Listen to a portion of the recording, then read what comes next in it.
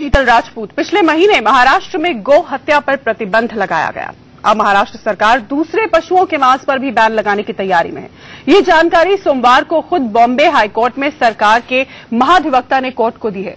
महाराष्ट्र के बाद हरियाणा में भी गौ हत्या पर बैन लगाया गया। गुजरात, राजस्थान और मध्य प्रदेश जैसे बीजेपी शासित राज्यों में इस पर पहले से प्रतिबंध है। कुल मिलाकर दलील यही दी जा रही है कि बीजेपी शासित सरकारें सभी तरह के जानवरों की हत्याएं रोकना चाहती हैं, लेकिन सरकार के इन कदमों से न सिर्फ देश में रोजगार का बड़ा संकट खड़ा होगा, बल्कि इस बात पर भी बहस तेज होगी कि किसी को अपने खाने पीने के बेहद निजी फैसले के लिए भी क्या अब सरकार की मंजूरी लेनी होगी। बीच बहस का बड़ा सवाल यही है कि क्या गोमांस के बाद अब सारे मांस प्रतिबंधित होंगे? क्या अब भारत को शुद्ध शाकाहारी राष्ट्र बना देगी बीजेपी?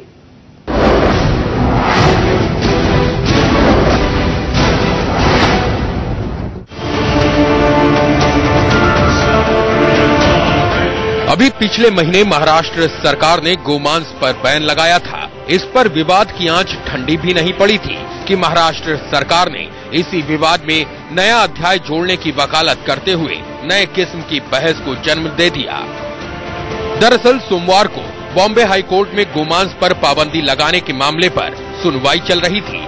एक याचिका पर सुनवाई के दौरान जस्टिस वीएम कनाडे और जस्टिस एआर जोशी की खंडपीठ ने सरकार से तीखे सवाल पूछे कि आखिर गाय और बैल को ही मारने पर रोक क्यों लगाई गई, जिसके जवाब में सरकार की तरफ से जानकारी देते हुए महाधिवक्ता सुनील मनोहर ने अदालत को बताया कि ये तो सिर्फ शुरुआत है, सरकार अन्य पशुओं को मारने पर भी रोक लगाने पर विचार कर सकती है। हालांकि बवाल बढ़ता देख आज मुख्यमंत्री देवेंद्र फडणवीस ने महाराष्ट्र विधानसभा में तस्वीर साफ करने की कोशिश की कि फिलहाल सरकार का ऐसा कोई प्रस्ताव नहीं है और मामले को ठंडे बस्ते में डाल दिया गया। लेकिन कोर्ट में दी गई सरकार की दलील के बाद सवाल ये बड़ा हो गया कि क्या महाराष्ट्र में अब गोमांस के बाद दूसरे जानवरों के मांस पर भी प्रतिबंध लगा दिया जाएगा? नहीं, ये खतरनाक होगा। जिसको किसी को मुर्गी खाना है, किसी को मुर्गा खाना है, किसी को बकरा खाना है, किसी को बकरी खाना है, ये क्या मतलब है भाई?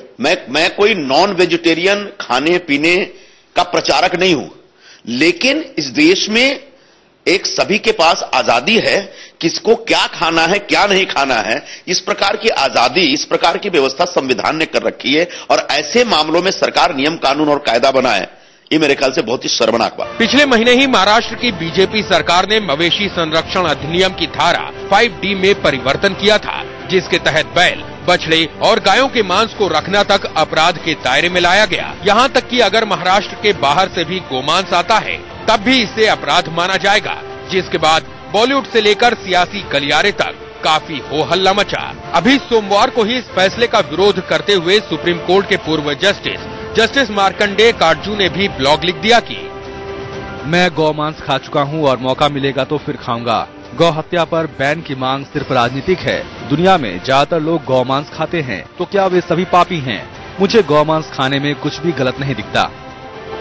हालांकि काटजू की ये बेबाकी वीएचपी जैसे हिंदूवादी संगठनों को हिंदू जीवन पद्धति को अपमानित करने वाली लगी। लेकिन बड़ा सच यही है कि महाराष्ट्र की राह पर चलते हुए हरियाणा की खट्टर सरकार ने भी गोमांस की बिक्री पर प्रतिबंध लगाया है, जिसके बाद हरियाणा में न तो गाय का मांस बेचा जा सकेगा, न ही रखा जा सकेगा। ऐसे में सवाल ये भी उठता है कि एक के बाद एक बीजेपी शासित राज्यों में पशु हत्या पर रोक लगाकर क्या भारत को शुद्ध शाकाहारी राष्ट्र बनाने की राह पर है बीजेपी? मुंबई से अभिषेक शर्मा के साथ ब्यूरो रिपोर्ट, इंडिया न्यूज।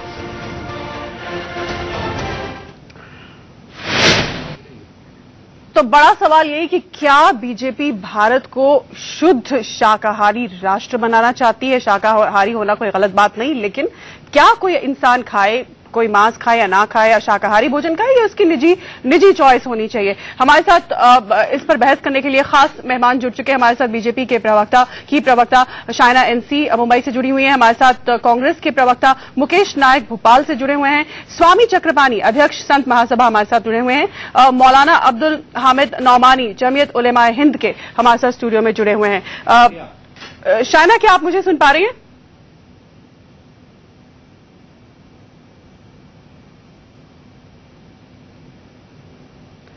शायद तक मेरी आवाज अभी नहीं पहुंच पा रही, उनके पास मैं चलूंगी क्योंकि महाराष्ट्र सरकार से जुड़ा हुआ मसला है तो इसलिए, और बीजेपी से, तो इसलिए शायना के पास जाना जरूरी है। स्वामी चक्रपाणी के पास चलूंगी। स्वामी चक्रपाणी, गोमांस प्रतिबंधित किया महाराष्ट्र ने, वो समझ में आता है, और राज्यों में भी, लेकिन सरकार की तरफ से ये तर्क रखा गया जब बॉम्बे हाईकोर्ट में पूछा गया कि आप केवल गाय बैल के वध पर ही क्यों प्रतिबंध लगा रहे हैं, तो उन्होंने कहा कि नहीं, ये तो सिर्फ शुरुआत है, आगे आगे और प्रतिबंध भी लगाए जाएंगे।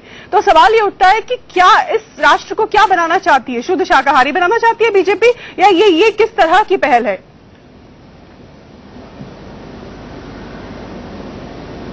देखो, ऐसा है शीतल जी, मैं आपको बताना चाहता हूं कि भारत कभी विश्व गुरु रहा है और ये संत महापुरुषों का देश रहा है, महावीर का, बुद्ध का देश रहा है। और मैं आपको बता दूं, यहाँ के संतों ने दिया कि अहिंसा परमो धर्म, यानी अहिंसा को परमो धर्म माना, सबसे बड़ा धर्म माना, और सभी धर्म इसको स्वीकार करते हैं। अभी उत्तर प्रदेश के मंत्री आजम खां जी ने भी कहा कि जो मांस खाते हैं ऐसा वो मुसलमान नहीं हो सकते। तो सवाल इस बात का है कि ये निश्चित रूप से देश के सरकार की जिम्मेदारी होती है कि किसी भी प्रकार की हिंसा न हो। और अगर जो मांस खाने की जिस प्रकार की प्रवृत्ति होती है, कोई बकरे का, कोई किसी चीज का मांस खाता है, तो कल के मनुष्य का मांस खाने लगे। कई ऐसे बच्चों की मांस खाई जाती है। ये क्या आप तर्क दे रहे हैं चक्रपाणी महाराज? आप ये क्या तर्क दे रहे हैं? आप ये क्या तर्क दे रहे हैं कि कोई चिकन खाता है या मछली खाता है या बकरा खाता है, बकरे का मांस, तो वो कल कोई मानव का मांस खाने लगेगा? ये क्या तर्क है? ये तो बड़ा ही अटपटा सा तर्क लग रहा है मुझे। बिल्कुल खाएगा, देखिए ऐसा बिल्कुल खाएगा, बिल्कुल खाएगा, क्योंकि ये मनुष्य का मन जो है बड़ा अस्थिर होता है। शास्त्रों में कहा गया संशय महाभाव, मुझे बताइए एक बात बताइए, किंतु कौनते वरगढ़ आप मुझे एक बात बताइए, कंट्रोल में रखना बहुत चक्रपाणी जी, आप मुझे एक बात बताइए। सरकार का दायित्व होता है, चक्रपाणी महाराज इस तरह की कानून लागू करे, किसी भी प्रकार की जीव हत्या नहीं हो। चक्रपाणी महाराज, मैं बचपन से चिकन और मछली खाती हूँ, मुझे तो कोई शौक नहीं इंसान का मांस खाने का। ये क्या आप लॉजिक दे रहे हैं? ये क्या लॉजिक आप दे रहे हैं? मैं चिकन और मछली खाती हूँ, और भी मेरे जैसे हजारों लाखों करोड़ों लोग इस देश में खाते हैं, तब वो इंसान का मांस खाने के लिए इच्छुक हो जाएंगे? क्या बात कर रहे हैं आप?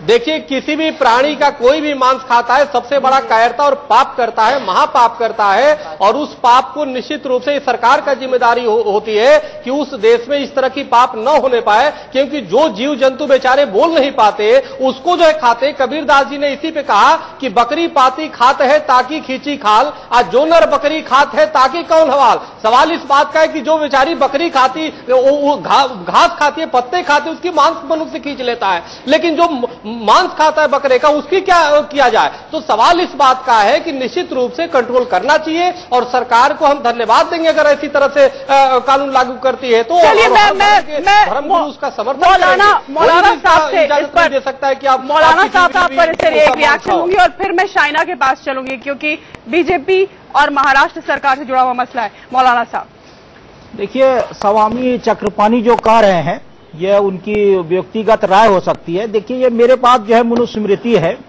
इसमें जो 5वां अध्याय देखिए, उसमें गोश्त खाने के लिए जो है मांसाहारी लोगों के लिए कैसे खाना चाहिए, कहा कि जो चीज जो खाने योग्य है और अगर उसको आदमी खा रहा है तो इसमें कोई हरज नहीं, कोई गुनाह नहीं, कोई पाप नहीं, चूंकि जो है विधि विधाता ने इसी के लिए बनाया है। ये मनुस्मृति है, ये कहते हैं कि ऐसे है। ये मैं कहता हूं कि बाय फोर्स जो है खाने के लिए कहना और बाय फोर्स और रोकना जो है वो दोनों गलत है। ये आदमी की व्यक्तिगत राय है, और जो है वो शुरू से यहाँ जो है दो तरह के लोग रहे। बहुत से लोग जो है मुसलमानों में जो वो मांस नहीं खाते हैं, गोश्त नहीं खाते, क्या वो मुसलमान नहीं रहेंगे? ये सिर्फ जो है ये कि उसको सिर्फ छूट मिली हुई है, खाना जो है वो जरूरी नहीं है।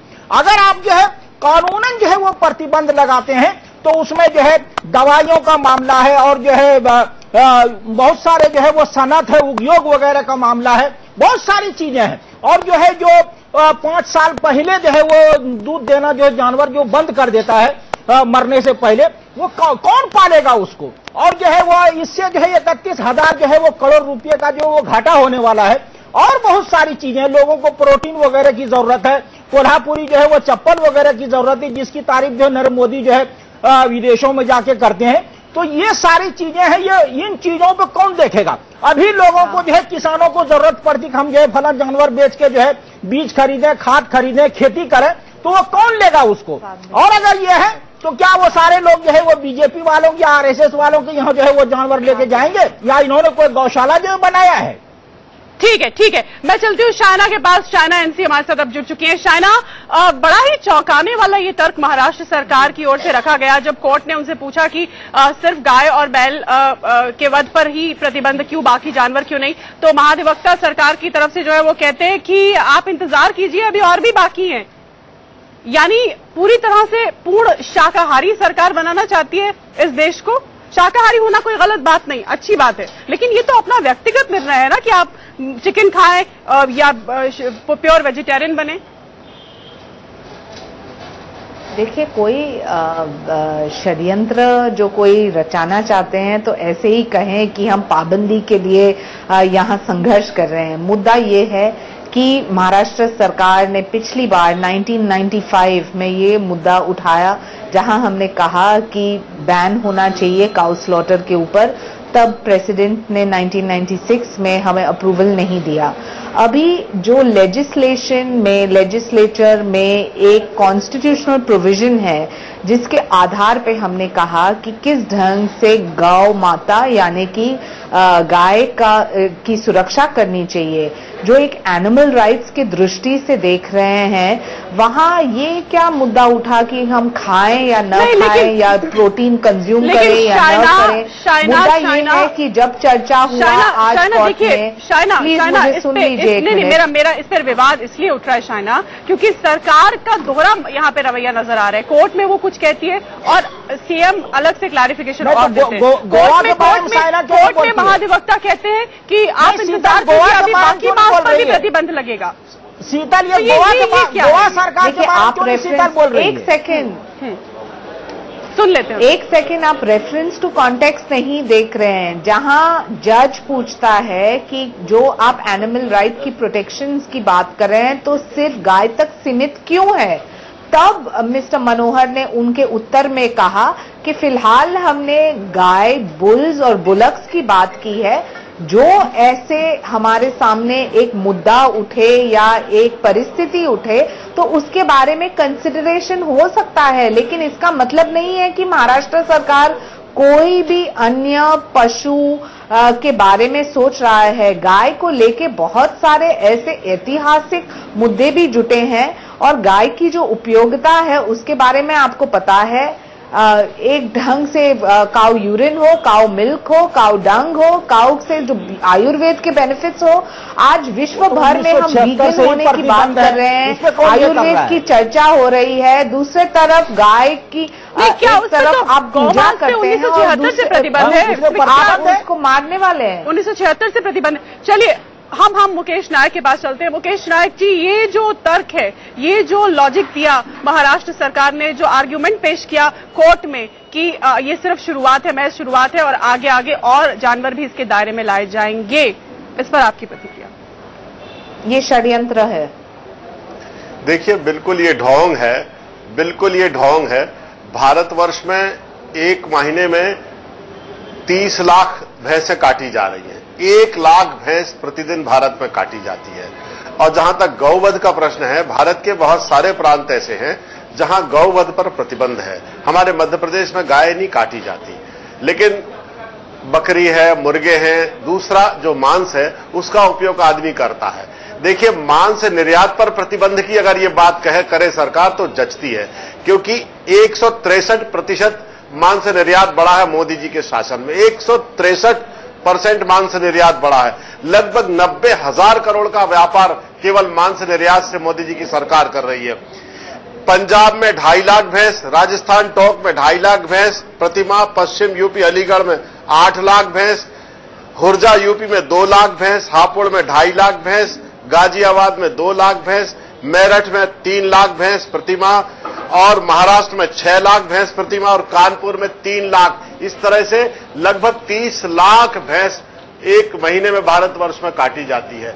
हमारी ये मान्यता रही है कि कृषि उपयोगी जो पशु हैं और दुधारू जो पशु हैं उनको बचाना चाहिए, क्योंकि ये पूरा देश परंपराओं के आधार पर चलता है। तो प्रोटीन और स्वास्थ्य के लिए जो रिसोर्स है, दूध, दही, मक्खन, घी, इसको मुख्य रिसोर्स माना जाता रहा है। अगर जो पशु हैं उनको बचाना चाहिए, क्योंकि ये पूरा देश परंपराओं के आधार पर चलता है। तो प्रोटीन और स्वास्थ्य के लिए जो रिसोर्स है, दूध, दही, मक्खन, घी, इसको मुख्य रिसोर्स माना जाता रहा है।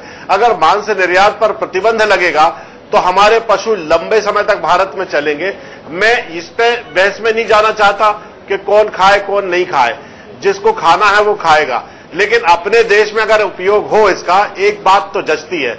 लेकिन इतने बड़े पैमाने पर मांस का निर्यात करना, इतने बड़े पैमाने पर पशु वध करना और कहना कुछ और करना कुछ और, ये बिल्कुल ढोंगी लोग हैं। कहते कुछ और हैं, करते कुछ और हैं। इस पर शायना से जवाब लेंगे। इस पर आपका जवाब। और दूसरा मेरा सवाल ये कि पूरे महाराष्ट्र में एक आंकड़ा है कि 1.5 करोड़ के आसपास परिवार है, लोग हैं जो इस धंधे पर आश्रित हैं। तो अब उनके बारे में क्या कुछ सुझाया, कुछ सोचा, उनकी कोई सुध है? देखिए, गाय को लेके भी जो उपलब्धि है और जो एक फायदा होता है लाइवलीहुड को लेके, उसके बारे में भी हमने सोचा है। और हम चाहेंगे कि लोग बेरोजगार ना हो, उनके लिए जो व्यवसाय में ऑप्शंस हो, और उनके बारे में जो स्किल डेवलपमेंट की बात की है, उसके बारे में हमारी सरकार ने जरूर सोची है। मुझे आश्चर्य होता है जब कांग्रेस जैसे पार्टी, जिन्होंने हमेशा वोट बैंक की राजनीति की है, यहाँ एनिमल राइट्स की प्रोटेक्शन हम बात कर रहे हैं, और दूसरे तरफ वो बोल रहे हैं कि जैसे हमने कोई मनमानी की है कि आप खा सकते हैं या नहीं खा सकते हैं। जब आधा से ज्यादा राइट्स की बात कर रहे हैं, हम इतने बड़े पैमाने पर पशुवध का विरोध कर रहे हैं, हम उसका समर्थन नहीं कर रहे हैं। देखिए, ये कौन सा एनिमल राइट हुआ कि आप 163% मांस निर्यात बढ़ा दिया आपकी सरकार ने? बिल्कुल, इस पर जवाब चाहिए। इसको प्रोटेक्ट शायना, इस पर जवाब चाहिए। मांस के निर्यात में जो जबरदस्त उछाल आया पिछले 1 साल में, उसका जवाब चाहिए। अगर मांस प्रतिबंधित करना इतना जरूरी हो गया है तो ये निर्यात क्यों? इसे भी रोकिए, जिसमें जबरदस्त उछाल देखिए पिछले 1 साल में। देखिए, आंकड़े कुछ भी दिखा सकते हैं, लेकिन जो आंकड़े में आप ये भी देखें कि जो गौ हत्या न हो और गाय से जो उपयोग हो, उससे आयुर्वेद के मेडिसिनल हर्ब्स हो या फिर मेडिसिनल वैल्यू हो या फिर काउ यूरिन हो, काउ डंग हो, काउ मिल्क और उनसे अन्य पदार्थ, उसका भी एक व्यवसाय बन सकता है। लेकिन यहाँ आपने मौका ही नहीं दिया। जहाँ आपने गाय की हत्या की, वहाँ उस तरफ एक लाइवलीहुड को हत्या, हम यहाँ पर मांस के निर्यात कर रहे हैं, हम मांस के निर्यात की बात कर रहे हैं, मांस की बात कर रहे हैं। देखिए, एक सेकेंड पहले मुझे ये पॉइंट कंप्लीट करने दीजिए, फिर मैं आगे बढ़ती हूँ। कौन सा भावुक और भड़काऊ बनाने के लिए कौन सा काम किया, कौन सा निर्णय किया? केवल भाषण देना।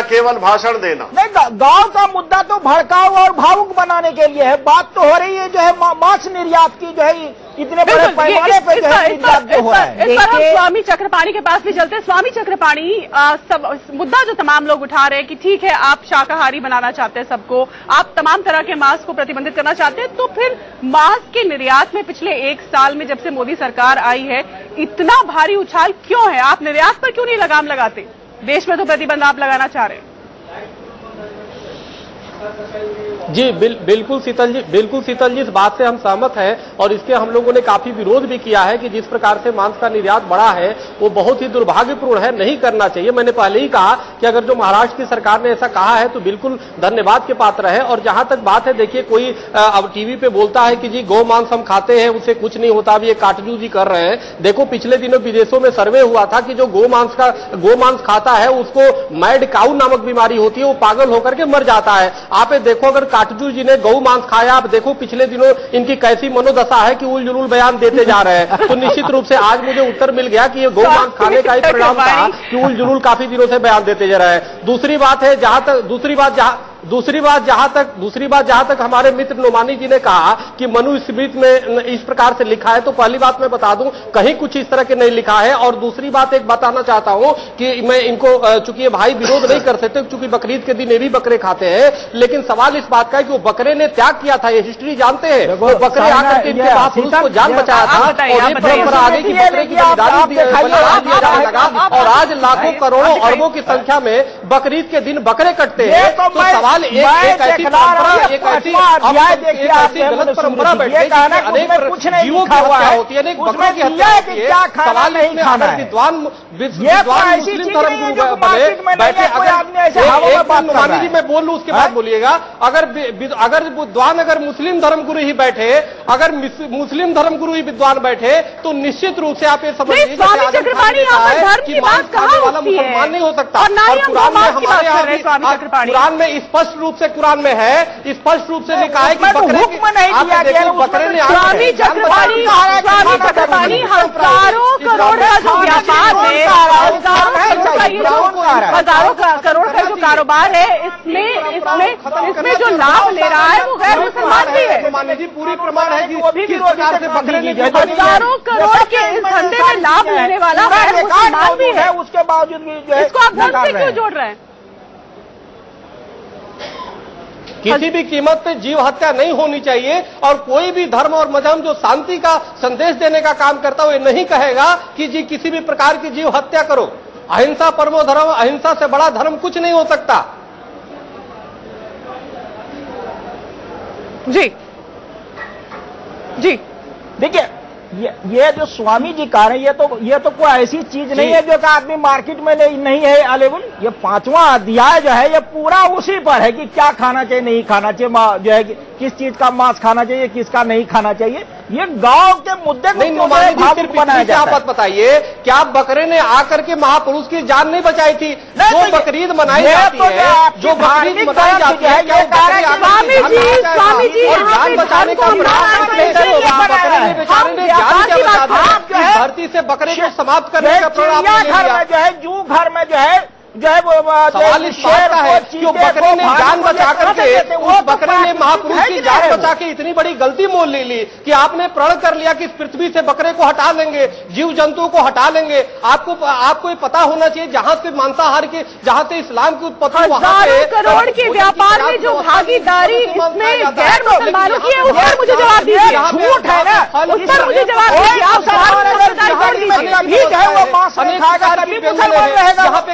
यहाँ पे कोई कमी नहीं होगा, और वहां पे मांस अगर को कोई खाता है तो कितनी बड़ी दुर्भाग्यपूर्ण होगी।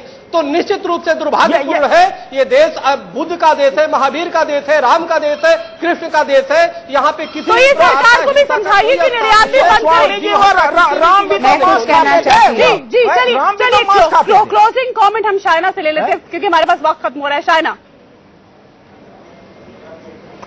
देखिए, मैं आपको ये उदाहरण देना चाहती हूँ ब्राजील का, जहां उन्होंने पूरा एक व्यवसाय बनाया था बीफ एक्सपोर्ट को लेके, और उन्होंने देखा कि उनके यहाँ इतने सारे ट्रेजिक सिचुएशंस, जहां क्लाइमेटिक चेंज हो, रेनफॉल कम हो जाता गया, क्योंकि जो वो एक तरफ वो कैटल को खिला खिला के ग्रेजिंग ग्राउंड्स में हमने देखा कि सॉइल डिप्लीशन हुआ, वहां उनकी हत्या के साथ उन्होंने एक तरफ देखा कि उनकी आमदनी जो बढ़ रही है लेकिन उनकी जिंदगी किस ढंग से खराब हो रही है। मैं मानती हूं कि जो समझ लीजिए 7000 साल से कुछ गलत हो रहा है तो क्या उसको करेक्ट करने की आवश्यकता नहीं है। मुद्दा सिर्फ गाय एक सिंबल या एक व्यापार पर, निर्यात पर भी आप सभी का हमारे से जुड़ने के लिए धन्यवाद। बड़ा सवाल यही है कि अगर आप तमाम तरह के मांस पर प्रतिबंध लगाने की बात करते हैं तो फिर मांस के निर्यात पर भी रोक लगनी चाहिए या नहीं लगनी चाहिए, क्यों नहीं लगनी चाहिए, ये बड़ा सवाल यहां पर है। क्योंकि पिछले एक साल में जो आंकड़े बताते हैं सरकारी आंकड़े, मांस के निर्यात में इस देश में भारी बढ़ोतरी हुई है। फिलहाल इस बहस में इतना ही, लेकिन इंडिया न्यूज पर खबरों का सिलसिला